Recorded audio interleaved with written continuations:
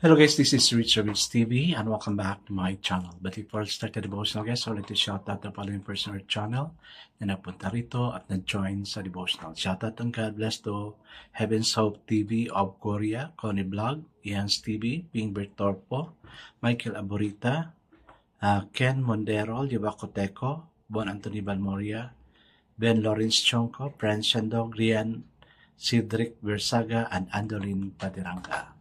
Shout out na rin sa mga hindi nakisabay na manood sa devotional but still napunta pa rin dito para manood at makinig sa devotional. God bless us all guys.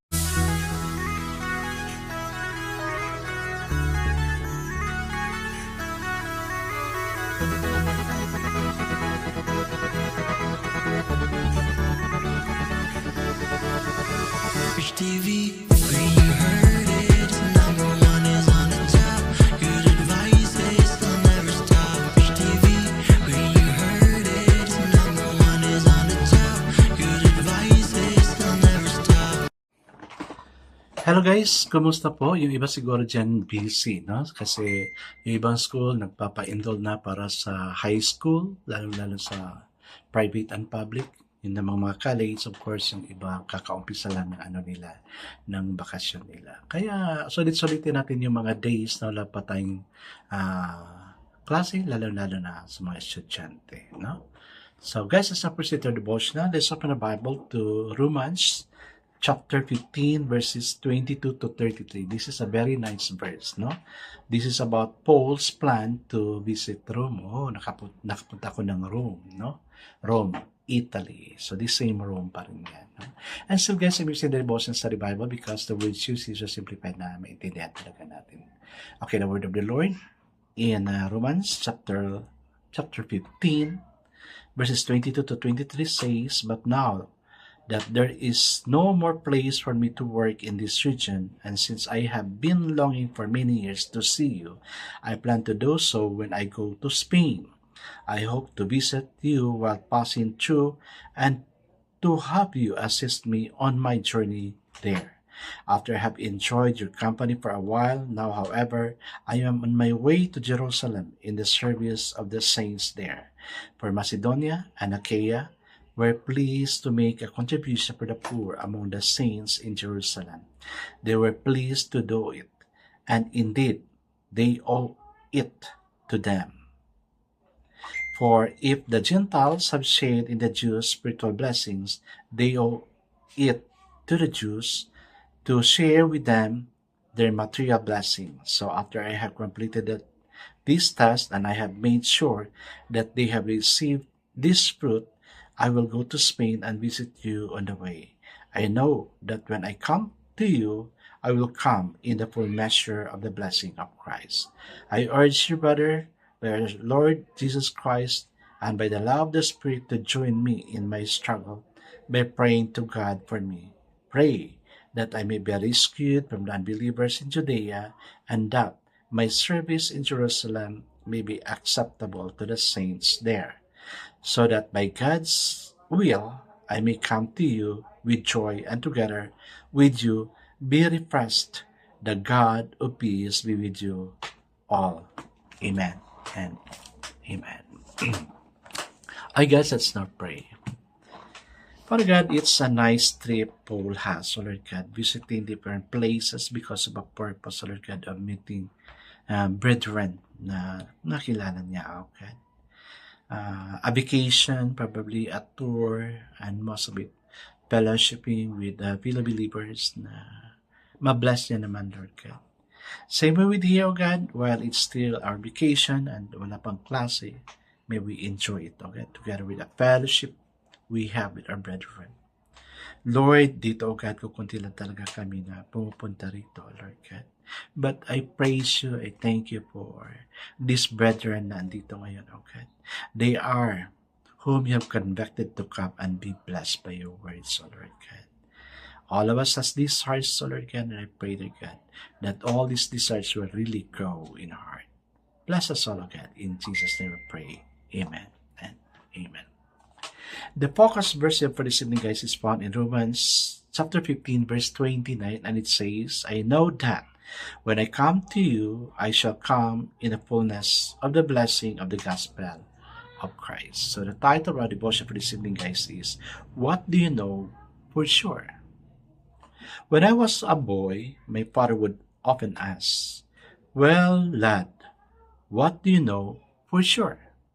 I am thankful I can say with Paul that we had to the Christian at Rome. He eagerly anticipated his visit to Rome, the strategic center of political and military might. He would come to the struggling church there with an overflowing cornucopia or superabundant power.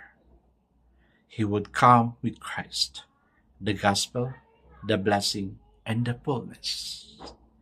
Christ was everything to Paul. He was the author, mediator, redeemer, vector, essence of indwelling power, and crown of life for the apostle. When he arrived in Rome, he taught, preached, lived, and shared Christ. While there, he wrote the Philippians. To live is Christ. Paul's gospel was Christ. In him, all the blessing of God had been lavishly poured out in fullness. Nothing was left. On Christ's fullness alone can fill our emptiness. Amen. Kasi guys, sabi ko, no, I already shared this one to you. Sa heart natin is may, ano talaga dyan, may, yung, kumbaga, compared to a Mariana's Trench, the deepest deep. Yung deepest deep ng heart natin, guys, no, is not being filled up yet. That's why, hindi natin talaga alam, no? Yung question, what do you know for sure? Is our heart being filled up of joy and everything? Kulang talaga yan. But the very thing na ma-fill up natin is si Jesus Christ. Lagyan natin si Lord. Siya ang mag-feel kung ano yung kulang sa heart natin. Kaya I like Paul, no? Nag-tour na siya. Nakashare pa siya ng gospel. No? I've been to this situation before na in every place na pinupuntahan ko kasi I was once a missionary, no? Roaming around the world. Asia, particularly Philippines, so yun. And every place na mapuntahan ko, I really meet somebody and of course, spend time with that somebody also na I can share God's word. Kasi guys, no, if you meet somebody who is so spiritual, mabibless ka talaga. Mabibless ka talaga. And that's one thing na dinidesire ko. No? Kaya during the nagigilty tuloy ako, no?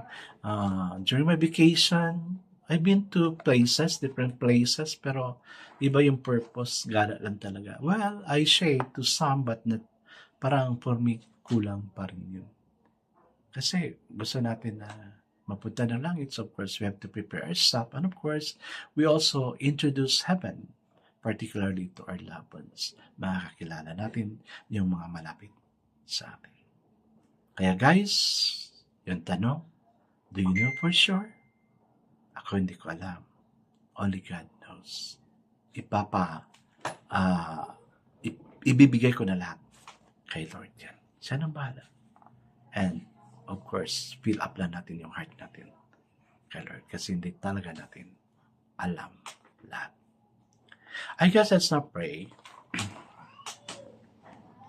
Father God, I commit my whole life or our whole life to Christ and will seek to be His faithful disciple in all our relationship and responsibilities.